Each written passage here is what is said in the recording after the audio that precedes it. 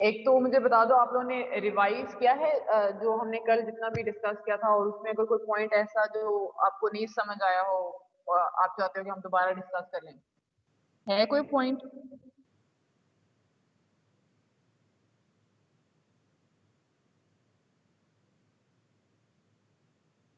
Reducing agent, oxidizing agent जो हम decide कर रहे थे, उससे रिलेटेड कोई क्वेश्चन तो नहीं है किसी के पास?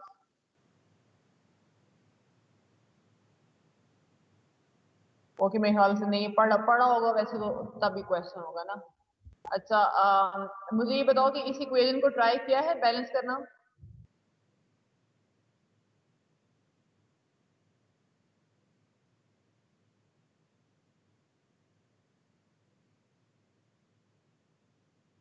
यस और नो, आंसर कर दो।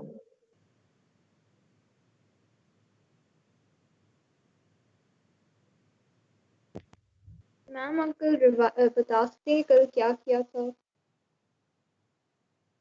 कल एक तो मैंने गूगल क्लासरूम पे शेयर कर दी है ये जो स्लाइड जितनी भी हमने कल डिस्कस की थी और जो हम आज अभी कर रहे हैं ना, ये मैंने पूरा प्रेजेंटेशन शेयर की थी उस पे क्लासरूम पे। तो आप उसको गो थ्रू कर सकते हो। हमने different types of questions discuss किए थे which are based on standard electrode potential value. Examiner पूछता क्या है हमसे क्लास उसमें, जब जब हमसे क्वेश्चन पूछता है।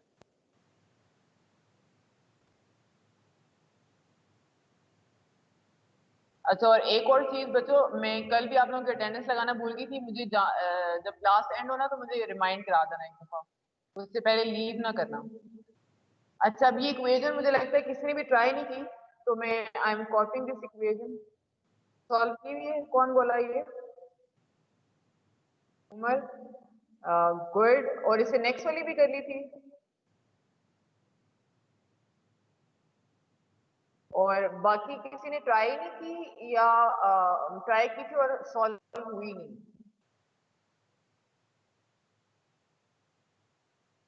अमार, आप बता दो। हारून, हिजाब, हुजैफा, नहीं की ट्राई?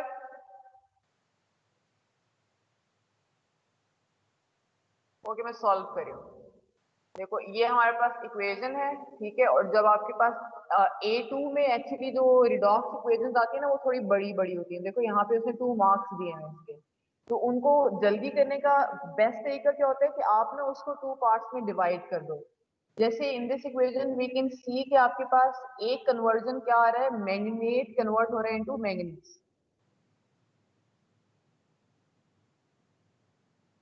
मैंगनेट टू मैंगनीज, ठीक है। इसको मैं अलग कर लेती हूँ। MnO4 माइनस है, ठीक है, और बाद में किसमें चेंज हो रहा है इनटू Mn2 प्लस।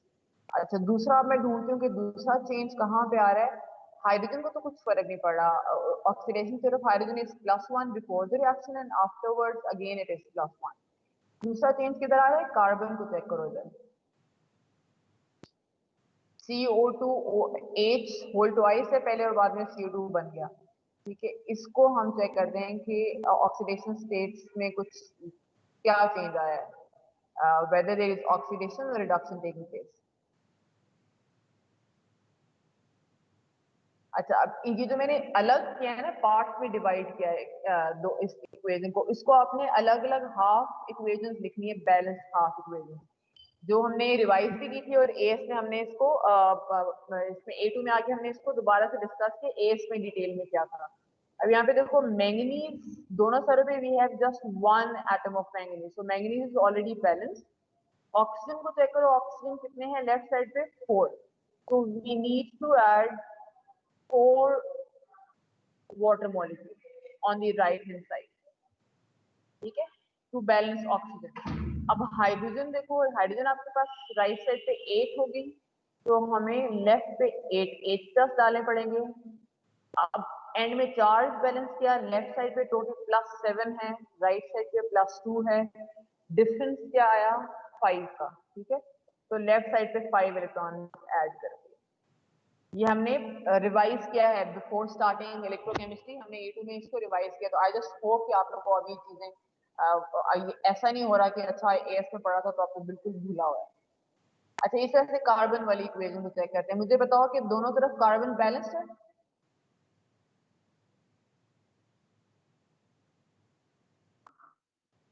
नहीं मैम, Yes. लेफ्ट साइड पे 2 है। लेफ्ट साइड पे 2 है, गुड, और राइट साइड पे 1 है। इसका मतलब है कि मुझे CO2 को 2 से मल्टीप्लाई करना पड़ेगा। अच्छा अब मुझे बताओ कि ऑक्सीजन बैलेंस्ड है दोनों साइडों पे? नहीं मैम, 4 है लेफ्ट पे। लेफ्ट पे 4 है और राइट पे कितनी है? 2 नहीं, लेफ्ट नहीं, राइट पे 2 हो गया। Okay sorry. दोनों साइड पे 4 4 है ना? ये जी। और हाइड्रोजन को देखो, लेफ्ट साइड पे कितनी हाइड्रोजन है? 2। 2। तो हाइड्रोजन बैलेंस करने के लिए we need to add 2 extra signs on the right side. सही हो गया? अच्छा अब चार्ज चेक कर लेते हैं। Is there any charge on the left side? Left side पे कोई चार्ज है?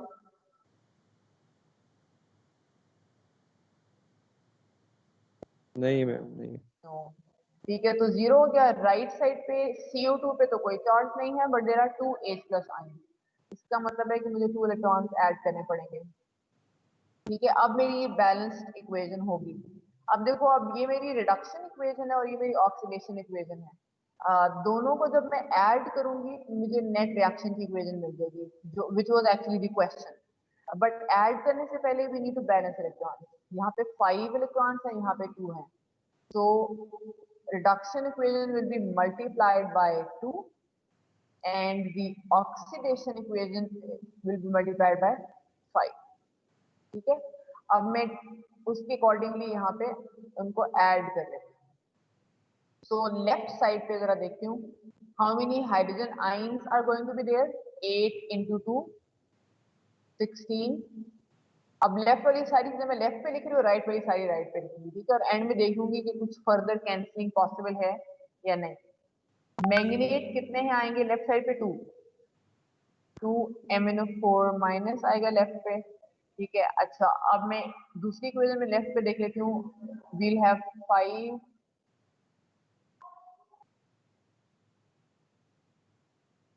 COH whole twice 5 moles on the left side। अब मेरी लेफ्ट साइड कंप्लीट हो गई है। इलेक्ट्रॉन्स मैंने क्यों नहीं लिखे? बिकॉज इलेक्ट्रॉन्स दोनों इक्वेशन में 10 10 हो जाएंगे तो फिर वो कैंसिल हो जाते हैं। अच्छा अब राइट साइड पे आ जाओ। मैंगनीज राइट साइड पे कितने होंगे? 2 2Mn2+ हो गया। अच्छा वाटर कितना होगा राइट साइड पे? 8। अच्छा अब जो सेकेंड इक्वेशन है उसकी राइट साइड को लिखते हैं। 2 moles of CO2 multiplied by 5 हो रहा था, तो 10 CO2 हो गया। 2 into 5 10H+ आ रहे हैं हमारे पास राइट साइड पे। इलेक्ट्रॉन तो कैंसिल हो गए। अब देखो आपके पास जो लेफ्ट और राइट साइड है वहां पे कॉमन चीज क्या आई है? We have 16 H+ ions on the left side. We have 10 H+ ions on the right side. जब एक ही चीज दोनों साइडों पे अपेयर हो रही हो और उसका नंबर इक्वल ना हो तो obviously we can not cancel it. लेकिन हम क्या करते हैं? हम सब्ट्रैक्ट कर देते हैं।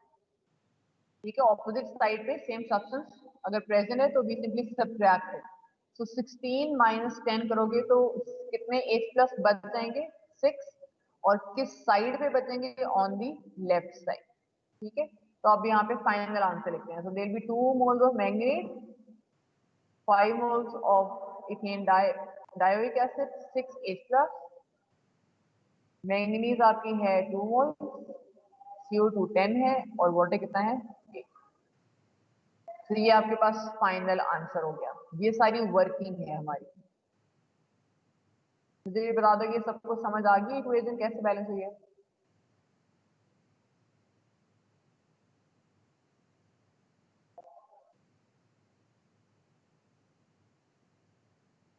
A2,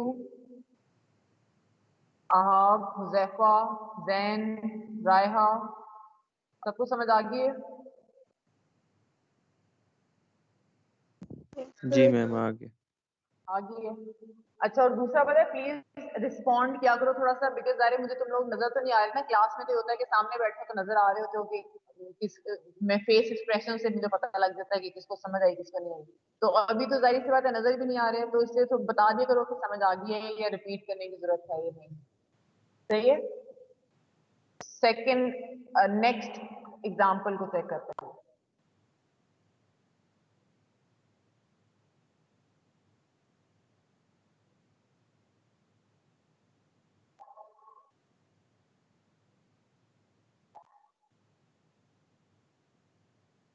अच्छा जी, नेक्स्ट एग्जांपल हमारे पास एग्जामिनर क्या कहता है कि दी half equation for the redox reaction between phosphoric acid and phosphoric 3 acid and phosphoric 5 acid is shown. So this is the half equation. Find suitable data from data booklet to write an equation for the reaction between H3PO3. So the reactant, uh, first reactant is H3PO3. इसका क्या मतलब है? ये जो मुझे half equation उसमें दी हुई है, इसको फॉरवर्ड डायरेक्शन में लेके जाना है मैंने या बैकवर्ड डायरेक्शन में लेके जाना है?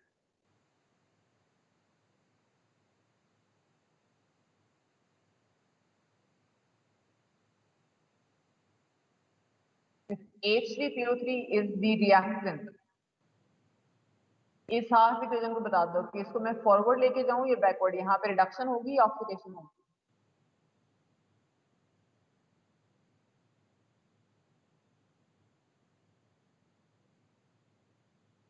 Come on A2. Backward ma'am, backward होगा। Backward, yes. हाँ जी बैकवर्ड होगा। उसकी रीजन क्या है कि लेफ्ट साइड पे तो H3PO3 है ही नहीं ना, तो इसलिए आपके पास फॉरवर्ड रिएक्शन तो होगा ही नहीं, बिकॉज मुझे H3PO3 को रिएक्शन में पार्टिसिपेट कराना है एज ए रिएक्टेंट। ठीक है, तो अगर मैं इस रिएक्शन को फॉरवर्ड लेके जाती हूँ तो फॉरवर्ड में रिएक्टेंट कौन होगा? H3PO4, और H3PO3 will be the product, right. तो इसलिए मुझे तो इसको रिएक्टेंट लेना है। इसका मतलब है कि इस रिएक्शन पे मैंने कौन सा रिएक्शन कराना है? बैकवर्ड। सो मुझे पता लग गया कि इसको मैंने एक्चुअली इस तरह लिखना है फॉर द गिवन रिएक्शन, बल्कि मैं इधर नीचे लिखती हूँ H3PO3 प्लस वाटर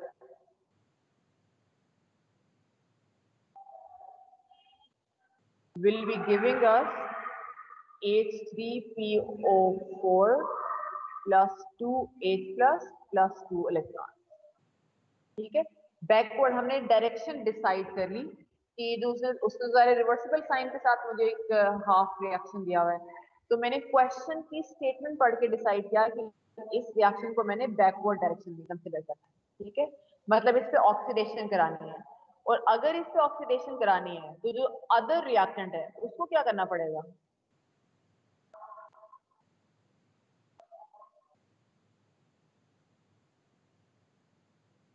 उस पे भी ऑक्सीडेशन होगी या उस पे रिडक्शन होगी?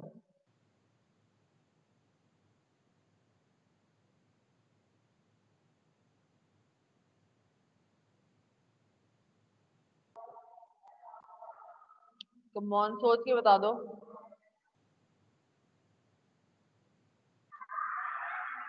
H3PO3 को तो हमने डिसाइड कर लिया कि वहां ऑक्सीडेशन होनी है, तो आयरन 3 को क्या करना पड़ेगा फिर? रिडक्शन। वहां पे रिडक्शन होनी पड़ेगी। ठीक है, अच्छा अब अगर उसने रिड्यूस होना है तो उसकी ई नॉट वैल्यू इस ई नॉट वैल्यू से बड़ी होनी चाहिए या छोटी होनी चाहिए?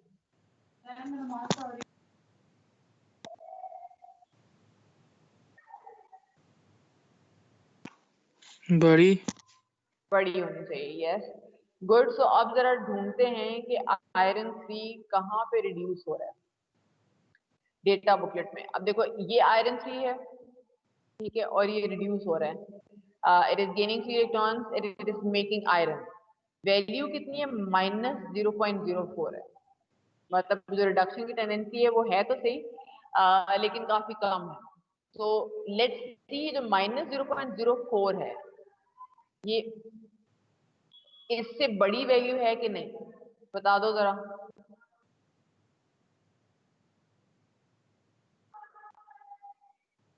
अगर मैं आयरन 3 को आयरन में चेंज करी हूँ तो उसकी वैल्यू है -0.04। Is this value greater or smaller than this value? Greater. It is greater. इसका मतलब है कि मैं इसको यूज कर सकती हूँ, ठीक है, and I can make iron by reacting iron 3 with H3PO3. ठीक है, so इसको टिक कर लेते हैं कि ये यूज कर सकते हैं. Let's see if we have some other option as well for reduction of iron 3. देखो, the very next equation in the data booklet is iron 3 reducing into iron 2. Iron 3 से आयरन 2 बन रहा है और उसकी ई नॉट जरा चेक करते हैं, वो कितनी है, प्लस 0.77. काफी बड़ी ई नॉट है. ठीक है, इसके लिए अब हम फाइनल करते हैं कि अच्छा टिक तो उधर भी कर लिया था हमने, but when iron 3 makes iron 2, the tendency of reduction or the E naught value is very high. तो ये भी यूज कर सकते हैं. अब मुझे बताओ कि दोनों में से ईज ऑफ रिडक्शन ज्यादा किधर है, मतलब आयरन 3 की क्या टेंडेंसी होगी कि वो आयरन पे रुक जाए, आयरन बना दे या आयरन 2 में कन्वर्ट हो जाए.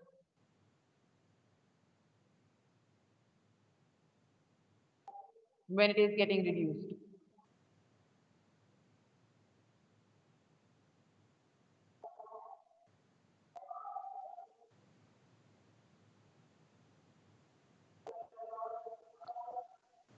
तो मोनेटू सोचो, दोनों ही बड़ी हैं इससे तो, ठीक है, लेकिन ग्रेटर रिडक्शन टेंडेंसी कहां पे है? 0.77. 0.77 पे. गुड.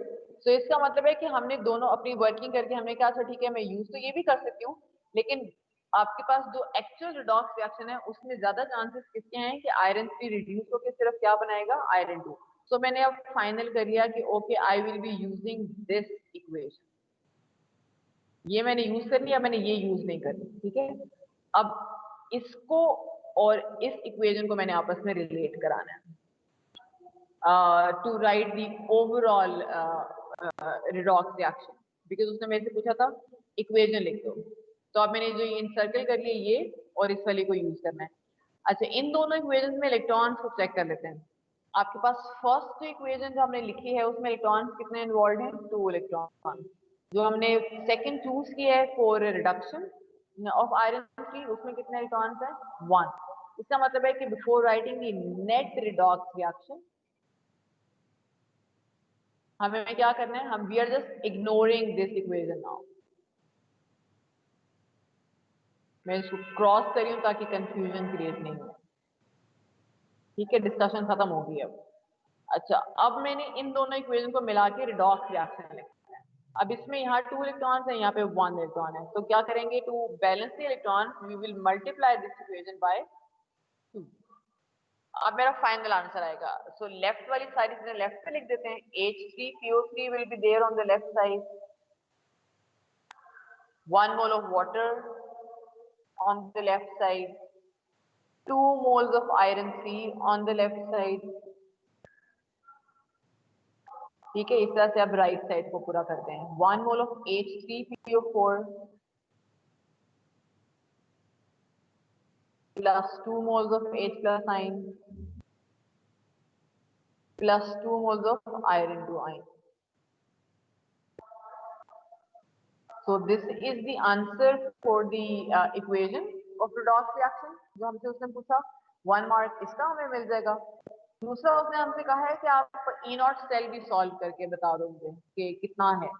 तो उसके लिए इफ यू रिमेम्बर फॉर्मूला मैंने आप लोगों को बताया था, E not cell is equal to E not reduction minus E not oxidation. पूरी वर्डिंग यूज करो ना, तो E not of the half cell where reduction is taking place minus E not of the half cell where oxidation is taking place. ये हम सिर्फ उसको short करके ऐसे लिखा हुआ होता है. सही है. अब रिडक्शन कहाँ पे हो रही थी, 0.77 पे, तो 0.77 पहले आ गया. ऑक्सीडेशन किधर हो रही थी, माइनस 0.28 पे. So without changing the sign मैंने इसे यहाँ पे अप्लाई कर दिया, बिकॉज ये जो उसने इक्वेशन दी हुई थी रिडक्शन की ही दी हुई थी. तो इसलिए जब मैं फॉर्मूले में लगाऊंगी ऑटोमेटिकली इसका साइन चेंज हो जाएगा. सो इसको सॉल्व करेंगे, हमारे पास फाइनल आंसर वोल्ट में आ जाएगा. That is going to be the E not cell for this reaction. समझ आ गया ये सबको?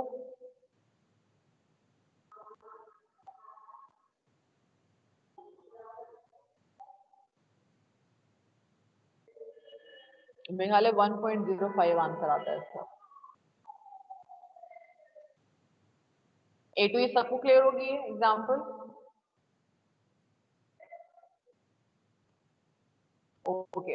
अच्छा, अब बेसिकली हमने करना क्या है कि अब हमारी जो इलेक्ट्रोड पोटेंशियल की और जो वोल्टेइक सेल की डिस्कशन है, और हमने ई नॉट डेटा को किस तरह से डिफरेंट क्वेश्चंस डिजाइन करता है एग्जामिनर, वो हमने सारे जितना मैक्सिमम हम देख सकते थे डिफरेंट टाइप्स, वो हम देख चुके हैं। फर्दर आपने क्या करना है कि आपने इन सारी चीजों को इम्प्लीमेंट करना है। आपके साथ एक वर्कशीट शेयर की हुई है, उसमें क्वेश्चंस देखोगे आप, ठीक है? वो सारे क्वेश्चंस अब आप कर सकते हो, सिर्फ कौन से वाले नहीं कर सकते जहां पे इलेक्ट्रोलिसिस का क्वेश्चन आया हुआ होगा। और इलेक्ट्रोलिसिस का क्वेश्चन आइडेंटिफाई कैसे हो जाता है? वहां पे बैटरी लगी हुई, तो जहां बैटरी लगी हुई होगी, सिर्फ फिलहाल आप उन क्वेश्चंस को छोड़ो, बाकी सारे questions you should be able to attempt all those questions. और अगर वो क्वेश्चन आपसे नहीं हो रहे, आपको नहीं समझ आ रहा कि इनमें से मैं किसको फॉरवर्ड ले रहा हूँ, किसको बैकवर्ड ले रहा हूँ, कैसे रिडॉक्स रिएक्शंस लिख रहे हैं हम, ई नॉट सेल कैसे सॉल्व करें, तो वो मुझे प्लीज बताओ, ठीक है? बताओगे तो फिर समझ में आएगा। अब मुझे ये बताओ कि हम वो वर्कशीट के क्वेश्चंस कुछ देखें या हम इलेक्ट्रोलिसिस स्टार्ट करें?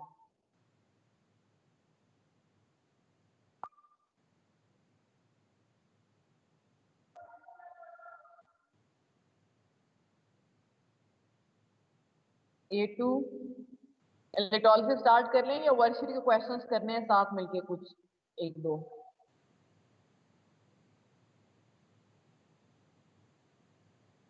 क्वेश्चंस करा ले मैम। क्वेश्चंस कर लें, ओके।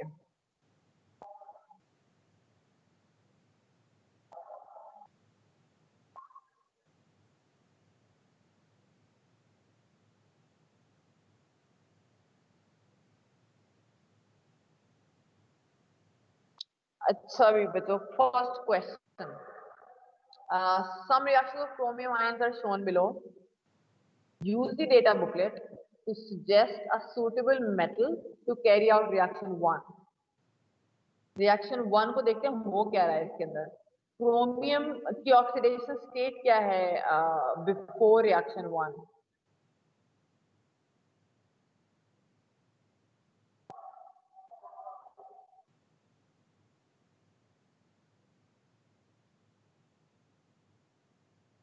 यस A2, रिएक्शन 1 से पहले क्रोमियम की ऑक्सीडेशन स्टेट क्या है?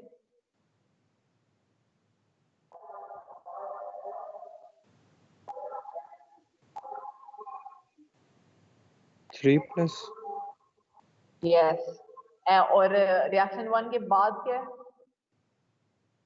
+2। यस। तो हमने आइडेंटिफाई कर लिया कि जो आपके पास कन्वर्जन है वो क्या है, हमें क्रोमियम को +3 से लेके जाना है +2, ठीक है? अब हमने अगला काम क्या करना है, हमने डेटा बुकलेट यूज करनी है। Let's find out the equation in which chromium +3 and chromium +2 are present. तो दिस इज द इक्वेशन, ठीक है? इसमें ये क्रोमियम 2 और ये क्रोमियम 3, और मेरा टास्क क्या है कि मुझे क्रोमियम 3 को क्रोमियम 2 में ही लेके जाना है। तो अब मुझे बताओ कि मुझे रिडक्शन करानी है इस हाफ सेल पे या ऑक्सीडेशन करानी है? ऑक्सीडेशन। रिडक्शन। क्रोमियम 3 को क्रोमियम +2 में लेके जाना है। रिडक्शन रिडक्शन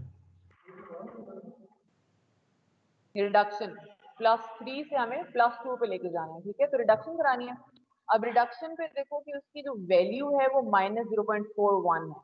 अब मुझे सजेस्ट करो कि जो मैं मेटल यूज करूंगी एज अ रिड्यूसिंग एजेंट, उसकी वैल्यू -0.41 से बड़ी होनी चाहिए या छोटी होनी चाहिए? बड़ी होनी चाहिए। छोटी होनी चाहिए। छोटी होनी चाहिए। देखो बड़ी का प्रॉब्लम क्या होगा कि अगर मैं जो जिस मेटल को ले रही हूँ ना, अगर वहां पे बड़ी वैल्यू है तो उधर रिडक्शन होनी शुरू हो जाएगी, यहाँ ऑक्सीडेशन होनी शुरू हो जाएगी। यस शाह, आपने मेरे ख्याल सजेस्ट किया था कि बड़ी होनी चाहिए। नहीं नहीं मैम, मैंने बोला था, सही समझ लग गई मैम। समझ लग गई है? अच्छा सही है। सो अब हमने उसी अकॉर्डिंगली देखा कि क्रोमियम +3 को +2 में लेके जाना है, मतलब हमें रिडक्शन करवानी है। रिडक्शन करवानी थी, फिर उसकी वैल्यू देखी कि वो -0.41 है, तो इससे छोटी वैल्यू होगी तब दूसरे हाफ सेल पे ऑक्सीडेशन होगी, ठीक है। अब हम इससे छोटी वैल्यू ढूंढते हैं और हम ये दूसरा ये ध्यान में रखना है कि मेटल कहा है उसमें। सो मैं कोई भी नॉन मेटल सजेस्ट नहीं कर सकती, सही है। मेटल थोड़ा सा ऊपर होती है हमारे पास, ये आपके पास मेटल्स आ गई। So can I use silver? नहीं, सिल्वर नहीं नहीं कर है। वर्ड, बिकॉज उसकी बड़ी वैल्यू है +0.8, मतलब मैंने बेसिकली ना -0.41 को जहन में रखना है कि इससे छोटी होनी चाहिए, तो ज़ाहिर है कोई नेगेटिव वैल्यू वाली मेटल चाहिए। So can we use aluminium? No. हाँ जी मैम, एल्युमिनियम यूज। हाँ, बिकॉज वो -1.66 है ना, तो उसकी वैल्यू स्मॉलर है than -0.41, so we can use aluminium. Can we use barium? Yes. Yes. अच्छा, can we use calcium? Yes. Yes, -2.87 है, ठीक है। तो इससे हमने मतलब हमने पहले तो अब जनरल एक पॉइंट देख लेते हैं कि हमारे पास क्या आइडिया हुआ कि हमने मेटल लेनी है with more negative E not, ठीक है। अब आते हैं प्रैक्टिकल पॉइंट व्यू पे। बच्चे यहाँ पे ना, अब ये तो ज़ाहिर है मैंने ये सिल्वर वाला शो हो रहा है, यहाँ पे नीचे पोटेशियम और सोडियम की भी वैल्यू है कि मैं वो भी दिखाती हूँ। देखो ये पोटेशियम है, पोटेशियम की वैल्यू भी मोर नेगेटिव है, इट इज -2.92, ठीक है। मैग्नीशियम -2.38 है, मैंगनीज -1.18 है। सो दैट मीन्स मैं इन सब में से कोई भी यूज कर सकती हूँ। सोडियम को भी ढूंढते हैं, उधर सोडियम भी कहता है, ये सोडियम -2.71 है, ठीक है। अच्छा, अब ये है कि इतने सारे जो मेरे पास ऑप्शंस हैं, इनमें से मैं कोई भी रैंडमली लिख सकती हूँ या कोई कोई थोड़ा सा मुझे ध्यान रखना पड़ेगा? ध्यान आपने ये रखना है कि हम जो बहुत ज्यादा रिएक्टिव मेटल्स हैं उनको नहीं सजेस्ट करते एग्जामिनर को कि भी आप उनको यूज कर लें, ठीक है, बिकॉज उनका उनका और इश्यूज आ जाते हैं। फॉर एग्जांपल वो हमारे पास उनकी अवेलेबिलिटी के इश्यूज आ जाते हैं, लाइक सोडियम हो गया, पोटेशियम हो गया, उनको हमने स्टोरेज इतना मुश्किल है, ठीक है, उनको हम जैसे ही वहां से रिमूव कराएंगे तो वो जितनी देर में हम उसको उसको रिएक्शन मिक्सर में डालेंगे उतनी देर में वो एयर से काफी सारी रिएक्शन कर चुकी होंगी, ठीक है। तो इसलिए हमने थोड़ा सा प्रैक्टिकल जो एक्चुअल प्रॉब्लम्स है ना उनको भी जहन में रखना है। सो इसलिए आपने जब आप मोर नेगेटिव वैल्यूज वाली मेटल ढूंढ रहे होगे तो सेफ टू यूज कौन सी है? मैग्नीशियम सेफ होती है, मतलब उसका वो इतनी ज्यादा रिएक्टिव नहीं होती। हमने मैग्नीशियम रिबन के को यूज किया हुआ है जब हम वो उसको डेल्टा एच वगैरह सॉल्व कर रहे होते थे। एल्यूमिनियम को सेफली यूज करते हैं, कोई टेंशन नहीं उसकी, ठीक है। तो इसलिए हमने अवॉइड किसको करना है? ग्रुप 1 मेटल्स को स्ट्रेट अवे अवॉइड करना है। सोडियम, पोटेशियम, लिथियम हम नहीं सजेस्ट करेंगे, although they are very good reducing agent, but problem क्या, they are too reactive to be handled carefully. उनका उनके सेफ्टी इश्यूज आ जाते हैं, ठीक है। इस तरह से जो ग्रुप 2 की हैं बॉटम वाली, for example there is barium, there is strontium, ठीक है, उनको अवॉइड करते हैं हम because they are very reactive metals, सही है। तो इसलिए आपने सेफ वाली साइड पे रहना है। सो हम सजेस्ट कर लेंगे कि आप एल्यूमिनियम यूज कर लो, ठीक है। ऊपर आपकी मैंगनीज आई थी, हम वो सजेस्ट कर लेंगे। जो आपकी जिंक है, जिंक की छोटी है -0.41 से -0.76 है, सेफ है, कोई टेंशन नहीं होती, जिंक को यूज कर सकते हैं। तो सिर्फ ये थोड़ा सा ध्यान में रखना है। ये बात समझ आ गई सबको?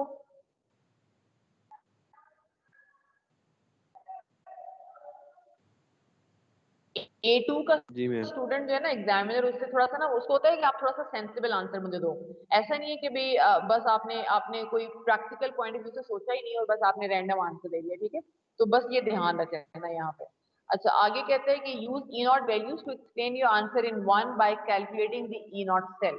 तो अब लेट्स सपोज मैंने यहाँ पे एल्यूमिनियम सजेस्ट की थी उसको, वो कहता है कि आप उसको एक्सप्लेन करो और ई नॉट सेल सॉल्व कर दो, ठीक है। अब एल्यूमिनियम की हमारे पास वैल्यू थी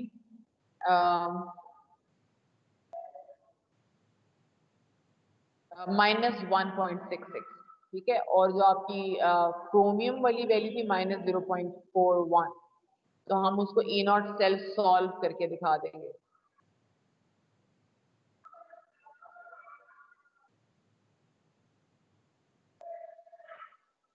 so again reduction minus oxidation करना है हमने, ठीक है। और उसमें आपके पास रिडक्शन कहाँ पे हो रही है? -0.41 पे, ऑक्सीडेशन कहाँ पे हो रही है -1.66 पे। इसको सॉल्व करके हमारे पास सारे आंसर पॉजिटिव आ जाएगा। तो हम कहेंगे कि as we are getting as E0 cell is positive, reaction is feasible, or we have suggested the right reducing agent। ठीक है, ये हमारे पास आंसर हो जाएगा। अच्छा, next question, a student suggested that reaction 2 could be carried out using acidified hydrogen peroxide solution। पहले तो ढूंढ लेते हैं रिएक्शन 2 है क्या। रिएक्शन 2 को चेक करो। रिएक्शन 2 में इनिशियली क्रोमियम किस ऑक्सीडेशन स्टेट में,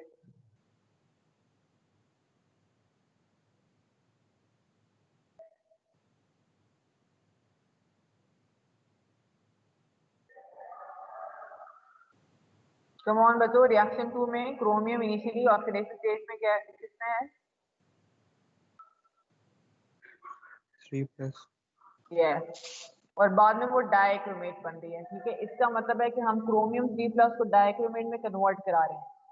लेट्स फाइंड आउट कि ये कन्वर्जन हमारे पास डेटा बुकलेट में किधर है। ये क्रोमियम की इक्वेशंस हैं।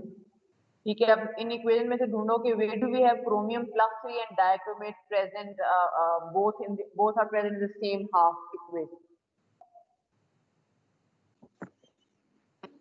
+1.33 वाले में।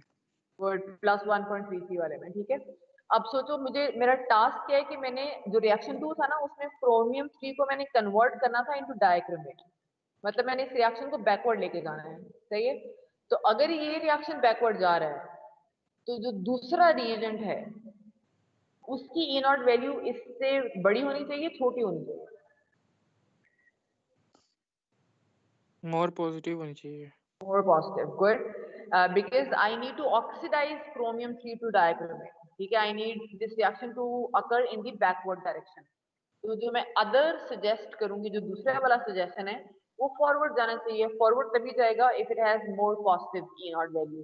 तो 1.33 से बड़ी चाहिए। अब उसने कहा कि जो स्टूडेंट है ना उसने सजेस्ट किया कि हाइड्रोजन पेरोक्साइड यूज कर लो एसिडिफाइड। ढूंढते हैं कि उसने ठीक सजेस्ट किया according to the E0 values और नॉट। बस जल्दी से खत्म कर लेते हैं फिर क्लास खत्म करते हैं। अच्छा, हाइड्रोजन पेरोक्साइड के लिए देखो ये आपके पास इक्वेशन आ गई। This is hydrogen peroxide H2O2 acidified है। इक्वेशन में H+ आयन होने चाहिए थे, वो हैं हमारे पास H+ आयन। ठीक है, और एक्वस सॉल्यूशन है, ऑब्वियसली वाटर आपके पास प्रेजेंट है, राइट। तो इस इक्वेशन की E0 को चेक करती हूँ कितनी है, +1.77। So is it greater than +1.33 or smaller?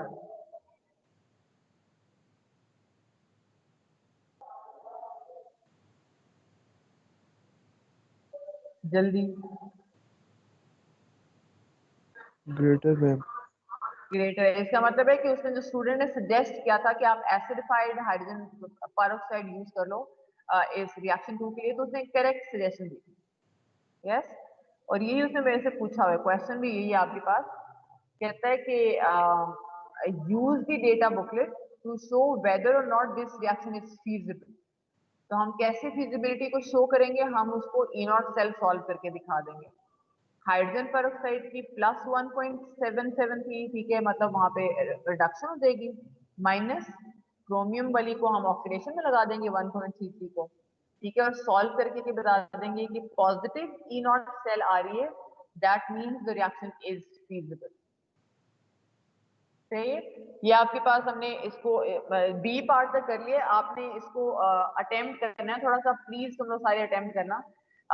सिर्फ जहां पे आपकी कैलकुलेशन आ जाएगी, इलेक्ट्रोलिसिस का क्वेश्चन आ जाएगा, या आपके पास जैसे ये फेराडेज कांस्टेंट या एम्पियर्स वाला क्वेश्चन आ जाएगा, उसको छोड़ दो। बाकी क्वेश्चंस को थोड़ा सा ट्राई कर लेना ताकि हम कल उनके प्रॉब्लम्स डिस्कस करने के बाद इलेक्ट्रोलिसिस पे जाएं। ठीक है, मैं जरा अटेंडेंस लगा लूँ आप लोगों की, एक मिनट का काम।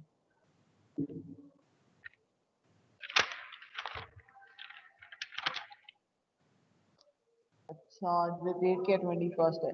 जैन, जैन कल भी प्रेजेंट है आप? Yes ma'am. Taimur is absent, हमेशा ही एब्सेंट होता है। शहाब कल भी प्रेजेंट है। Altamas is here today? No. कल था? मेरे ख्याल से कल भी नहीं था. जी मैम कल था। आलियान. नहीं मैम कल नहीं था। Okay. आलियान. कल्याण नहीं मैम, वो Absent नहीं है. था। कल भी था. Absent.